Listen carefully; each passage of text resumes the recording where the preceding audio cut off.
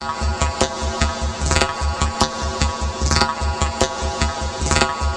was the first one to be picked up, so they put me in a cell. They locked me in there in this degrading little outfit. Hey, I don't want anybody laughing. Violation of the rules, I'm a simulation! I gotta go to a doctor, anything.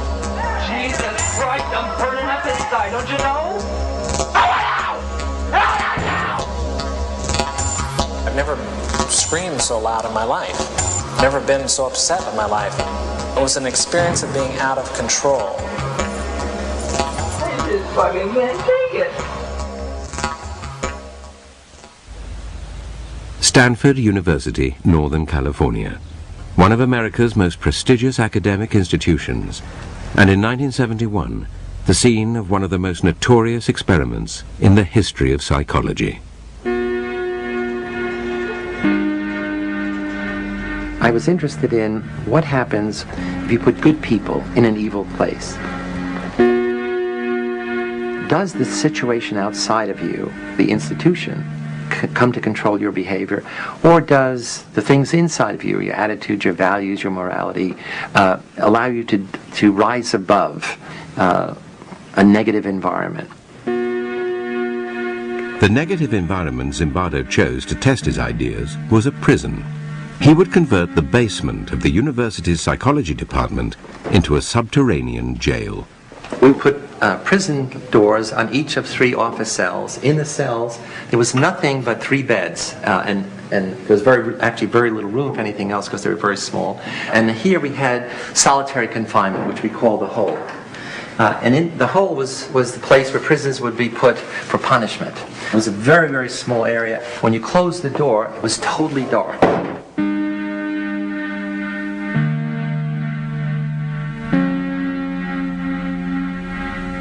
All the guards wore military uniforms, and we had them wear these silver reflecting sunglasses. And what it does is you can't see someone's eyes, and so that loses some of their humanness, the humanity. In general, we wanted to create a sense of power. That is, the guards as a category are people who have power over others, in this case, power over the prisoners. A decade earlier, psychologist Stanley Milgram had also looked at how we respond to authority. In order to understand how people were induced to obey unjust regimes and participate in atrocities such as the Holocaust, he set up an experiment. Volunteers were told they were taking part in scientific research to improve memory. Would you open those and tell me which of you is which, please? Teacher. Learn. Separated by a screen, the teacher would ask the learner questions in a word game and administer an electric shock when the answer was incorrect. He was told to increase the voltage with each wrong answer. Cloud. Horse. Rock. House. Answer. Wrong. 150 volts. Answer. Horse. Oh. Experiment. That's all. Get me out of here. Get me out of here, please. Continue, please. Go right on. I refuse to go on. Let me out. He refuses to go on. The experiment requires you continue, teacher. Please continue. Participants didn't know that the learner was really an actor and the so-called shocks harmless.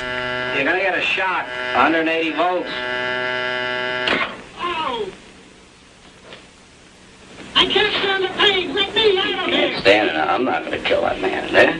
I mean, who's going to take the responsibility if anything happens to that gentleman? I'm responsible for anything that happens here. Continue, please. All right, next one, slow. Walk, dance, truck, music. And 2/3 of volunteers were prepared to administer a potentially fatal electric shock when encouraged to do so by what they perceived as a legitimate authority figure. In this case, a man in a white coat. 375 volts. I think something's happened to that fellow in there. I don't get no answer. He was hollering for less voltage. Can't you check in to see if he's all right, please? Milgram's findings horrified America. They showed that decent American citizens were as capable of committing acts against their conscience as the Germans had been under the Nazis. Like Milgram, Zimbardo was interested in the power of social situations to overwhelm individuals. His experiment would test people's responses to an oppressive regime. Would they accept it or act against it? Zimbardo's experiment was conducted against a backdrop of civil rights activism and protest against the Vietnam War. There was a sense of student power, student dominance, and student rebellion against authority in general. It was from the student body that Zimbardo selected his participants. After passing tests to screen out anyone with a psychological abnormality, they were paid $15 a day. Each was randomly assigned to the role of guard or prisoner. It was a prison to me. It still is a prison to me. I don't look on it as an experiment or a simulation. It's just a prison that was run by psychologists instead of run by the state. I was 20, and that September I was going to college, and it would be nice to have a summer job, but there sure wasn't a lot of time left. And I looked in the want ads, and I found this thing which was just going to fit. It was just 2 weeks. Once you put a uniform on and are given a job to keep these people in line, you really become that person. Once you put on that khaki uniform, you put on the glasses, you take the nightstick. I was on summer break from my first year in college, and I was looking for a job. Had to choose between that and making pizzas. That sounded like a lot more fun. As well as running the experiment, Zimbardo took on the role of prison superintendent. He began by briefing the guards. I said, you have to maintain law and order. If prisoners escape, the study is over, and you can't use physical violence. You can create a sense of fear in them. You can create the notion that their life is totally controlled by us, and that there'll be constant surveillance.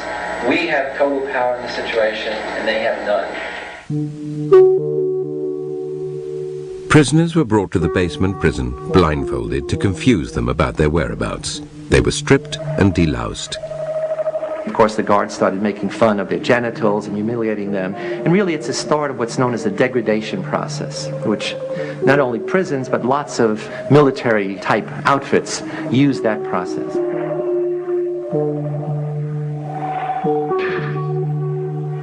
When I first got here, even though I had to strip, when they would call me names, I still didn't feel at all like I was in the prison. I was just looking at it as a job. I recall sort of walking up and down the very short hallway, which was the prison hall, and looking in on the prisoners, and they're basically lounging around on their beds. I felt it was like a day in summer camp.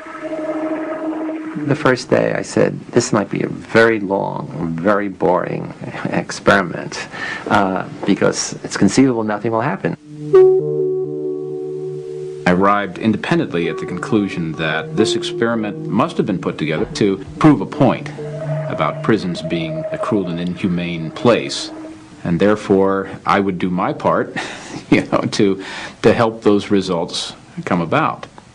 I was a confrontational and arrogant 18-year-old at the time, and I said somebody ought to stir things up a bit here.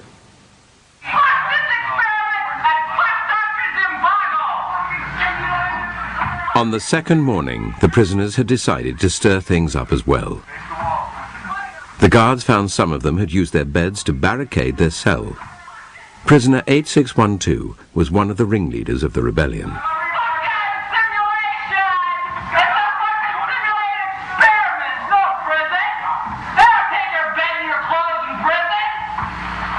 Initially, I was stunned. I didn't expect a rebellion because not much happened. I mean, it wasn't clear what they were rebelling against, but they were rebelling against the status, rebelling against being anonymous, against having to follow orders from these other students. As punishment for the rebellion, prisoner 8612 was put in the hole, and the guards turned on the other prisoners. The guards felt that they now have to up the ante of being tough. The prisoners made the mistake of beginning to use profanity against the guards in a very personalized way. So not against the guards, but, you little punk, you big shit, and so. And the guards got furious. Everybody out! Well, gentlemen, here it is time for count. Prisoners were repeatedly woken in the middle of the night. The guards made them do menial, physical tasks and clean out toilets with their bare hands. We made it a point to not give them any sense of comfort or what to expect, that that anything could happen to them at any time, including being rousted from their sleep at any hour and forced to stand up in a line and have me hurl insults at them and make them do exercises. When you interrupt people's sleep, they tend to become a little disoriented. And since there was no daylight in the prison, they had no idea whether it was night or day. I think that I was the instigator of this whole schedule of harassment. The harassment of the guards took its toll on rebellion leader 8612. He told Zimbardo he wanted to leave the experiment. Zimbardo responded not as a psychologist, but as a prison superintendent. I said, well, I can see to it the guards don't hassle you personally, and in return all I would like is some information from time to time about what the prisoners are doing. So essentially I'm saying I'd like you to be a snitch, an informer. And I said, think it over, and if you still want to leave, fine. Confused, prisoner 8612 returned to his cell and told the other prisoners that no one could leave.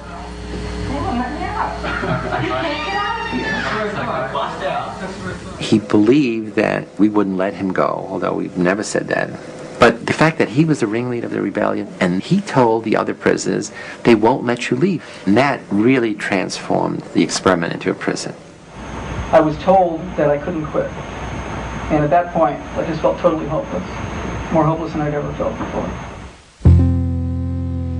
Soon after returning to his cell, prisoner 8612 started showing signs of severe distress. God damn it! Fucked up! You don't know! I mean, God!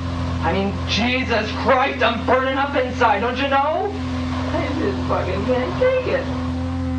He came up with a plan that if he acted crazy, we would have to release him. I feel so fucked up inside. I feel really fucked up inside. You don't know. I gotta go. To a doctor, anything. I can't say that. I'm fucked up. I don't know how to explain it. I'm all fucked up inside. Help me out! Help me now! It starts with make-believe, and then he's doing it and cursing and screaming and whatever that little boundary is that he moved across. Not that he became really crazy, but he became, excessively disturbed. I mean, so much so that we immediately said we have to release him.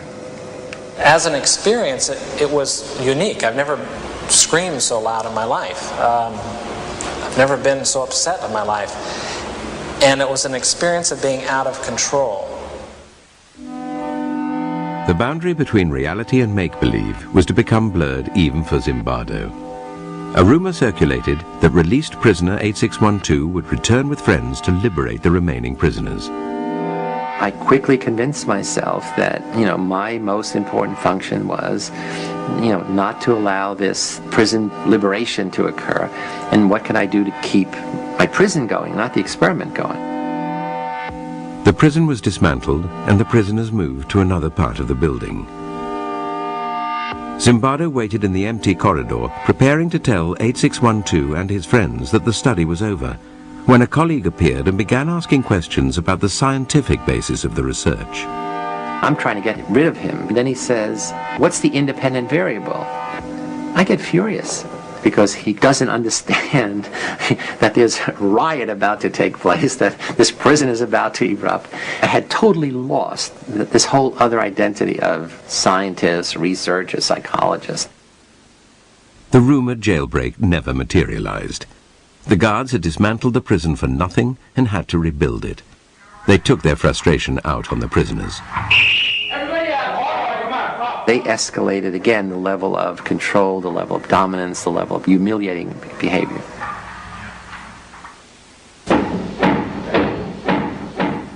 "819 was the next prisoner to rebel against the harassment of the guards. He barricaded himself in his cell and refused to take part in the count. You're not only not getting a cigarette, but for as long as the cell's blockaded, you're going to be in solitary when you get out. For 819's disobedience, the guards made his cellmates do mindless work. This undermined any vestige of solidarity amongst the prisoners, who now chose to accept the tyranny of the guards rather than risk further harassment. That was one of the surprising things to me, is that there was so little that the prisoners did to support one another after we started our campaign of, divide and conquer. Isolated and distraught, prisoner 819 told Zimbardo he wanted to leave. While I'm interviewing the 819 and saying, okay, it's all over, thank you for your participation, I'll give you money for the whole 2 weeks, even though you're leaving early, he hears the prisoners shouting, 819 did a bad thing. Prisoner 819 did a bad thing. Prisoner 819 did a bad thing. Prisoner 819 did a bad thing. And he said, I can't leave. And he's crying, and he says, I can't leave. So what do you mean you can't leave? He said, no, I have to go back, because I don't want them to think that I'm a bad prisoner. And that's when I really flipped out. That in such a short time, a college student's thinking could become so distorted. I said, you're not a bad prisoner. You're not a prisoner. And this is not a prison. And it was this thing where he opened his eyes. It was just really like a cloud being lifted. Seeing things clearly, prisoner 819 reverted to his original request and was released. To replace him, the experimenters called in one of their reserves from the standby list. I got a phone call saying, are you still available as an alternate? Kind of cheery female secretary voice. I said, yes, sure. And so she said, could you start this afternoon? And I said, yes, sure. And my role in the experiment really began.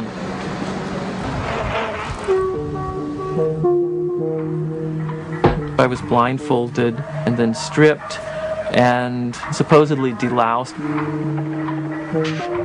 He came into a madhouse, full-blown.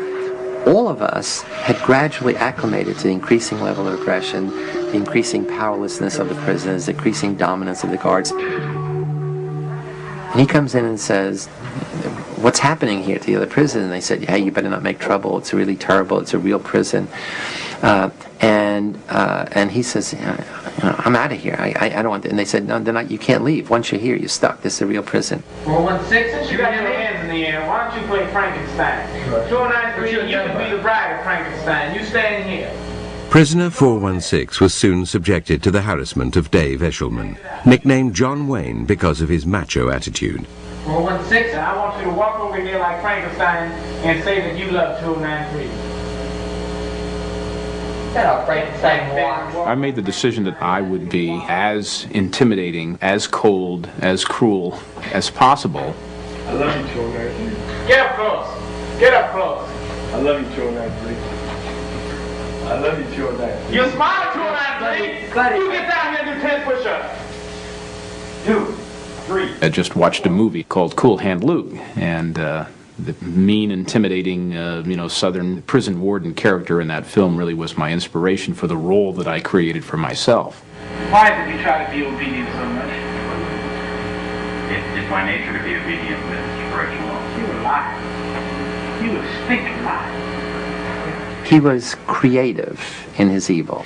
He would think up very ingenious ways to degrade, to demean the prisoners. What if I told you to get down on that floor and fuck the floor? What would you do then?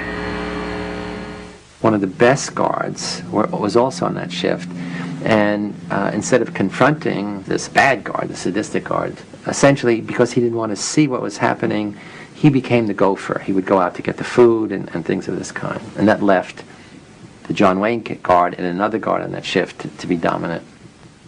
We were continually called upon to act in a way that just is contrary to what I really feel inside. Just continually giving out shit. It's just really one of the most oppressive things you can do. 416, while they do push-ups, you sing Amazing Grace. Ready? Down. Keep going. Grace. Keep doing push-ups on your own.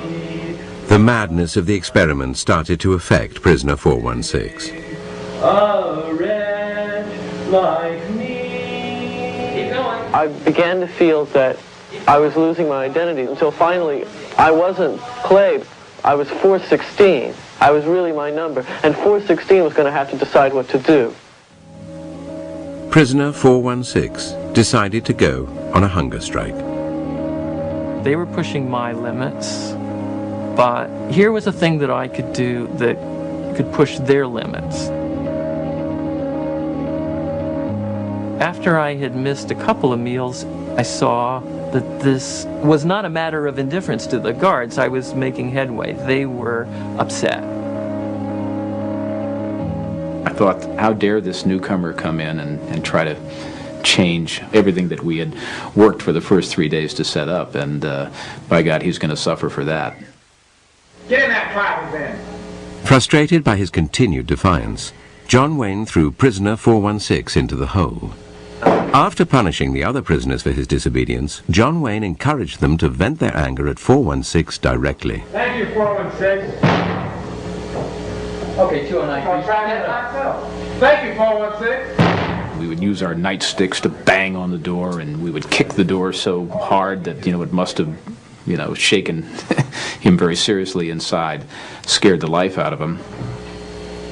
He yelled at me and threatened me and actually sort of smashed a sausage into my face to try to get me to open up. But I didn't have any intention of eating until I was out. Okay, that's done. 416 should have been at some level a hero, because he's willing to oppose the authority of the system. In fact, the prisoners accept the guards' definition of him as a troublemaker. I remember some of them saying, would you eat, goddammit? We're sick and tired of this. And, that was proof that, there was no solidarity, there was no support between the prisoners. While 416 was still in the hole, John Wayne made a final attempt to break him by giving his fellow prisoners a choice. They could vote to release him by making a small sacrifice. You can give me the blankets and sleep on the bare mattress, or you can keep your blankets and 416 will stay in another day. Now what would it be? I'll keep my blankets. What will it be over here? Keep my blankets. How about 5486? I'll give you my blanket, Mr. Correctional Officer. You don't want his blanket. We got 3 in favor of keeping the blanket. We got 3 against 1. Keep your blankets. 416, you're going to be in there for a while. So just get used to it. The study showed that power corrupts, and how difficult it is for people who are the victims of abuse to stand up and defend themselves. Why doesn't anybody who is being abused by a spouse or something like that just say, stop it? And we realize now that that's not as easy as it sounds. By the end of the 5th day, 4 prisoners had broken down and been released. 416 was on the 2nd day of his hunger strike, and the experiment still had another 9 days to run. At this point, a fellow psychologist visited Zimbardo's basement prison and would witness the brutality of the experiment firsthand. The guards had lined up the prisoners to go to the toilet, had bags over their head, chains on their feet, and were marching by. And I looked up and I saw this circus, this parade, and I said, "Hey, Chris, look at that." I looked up and I just began to feel sick to my stomach. I had this just chilling, sickening feeling of watching this, and I just turned away, and I just let loose in this emotional tirade. I just lost it. I was angry, scared. I was in tears. And I'm furious. I'm saying, you're supposed to, we had a big argument. You're supposed to be a psychologist. This is this interesting dynamic behavior in such a few days. I'm going through this whole thing, the power of the situation. She says, no, it's that young boys are suffering, and you are responsible. You're letting it happen. I said, oh my God, of course you're right. The next day, Zimbardo ended the experiment. Studies like his stimulated heated debate about the ethics of using human subjects. Clearly, young men suffered, verbally, physically. Prisoners felt shame in their role. Guards felt guilt. So in that sense, it's unethical. That is, nobody has the right, the power, the privilege to do that to other people. In the wake of experiments like Zimbardo's and Milgram's, ethical guidelines changed, introducing greater safeguards to protect participants. In the Stanford experiment, Zimbardo might have spared his volunteers distress had he not taken on a dual role in the study. If I was going to be the prison superintendent, I should have had a colleague who was overseeing the experiment, who was in a position to stop it at any point, or I should have been the principal investigator and get somebody who was going to be the prison superintendent. I realized that was a big mistake, to play both those roles and be shifting back and forth. After the experiment, Zimbardo brought all the participants together to talk about their experiences. John Wayne would now come face to face with the hunger striker he had tormented. I was a little worried. I said, oh my God, he's really going to come down on me hard now, now that we're on equal footing. It harms me. How did it harm you? How does it harm you? Just to think about it, you mean that people can be like that? Yeah. It let me in on some knowledge that I've never experienced firsthand. Because I know what you can turn into. I know what you're willing to do. When I look back on it now, I behaved appallingly. It was just horrid to look at. I think I tried to explain to him at the time that, what you experienced and what you hated so much was a role that I was playing, that that's not me at all. I love you, Jordan. He was trying to dissociate himself from what he had done. That did make me angry. Everyone was acting out a part and playing a role. Prisoners, guards, staff, everyone was acting out a part. It's when you start contributing to the script, that's you. And thus it's something you should take responsibility for. I didn't see where it was really harmful. It was degrading, and that was part of my particular little experiment to see how I could... Your particular little experiment. Yes, Why don't you tell me about that? I was running little experiments of my own. Tell me about your little experiments. Okay. I'm curious. I wanted to see just what kind of verbal abuse that people can take before they start objecting, before they start lashing back. If I have any regret right now, it's that, I made that decision, because it would have been interesting to see what would have happened had I not decided to force things. It could be that I only accelerated them, that the same things would have happened, but we'll never know. If the extreme nature of Dave Eshelman's behavior tested the prisoners, it also presented the other guards with a choice, to intervene or not. It surprised me that no one said anything to stop me. They just accepted what I said, and no one questioned my authority at all. And it really shocked me. Why didn't people, when I started to abuse people so much, I started to get so profane that, and still people didn't say anything.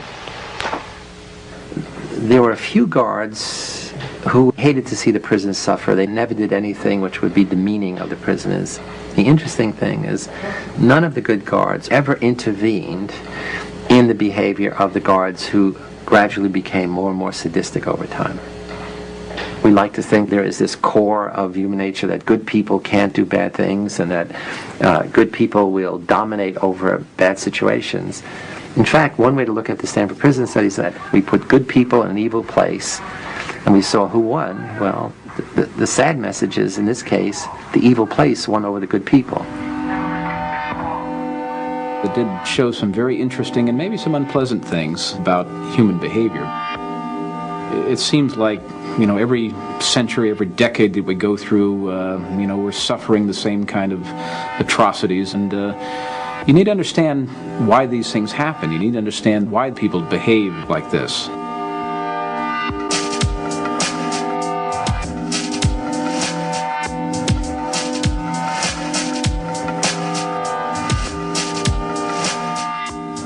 There's a similar experiment starting this Tuesday night on BBC Two. Details coming up next.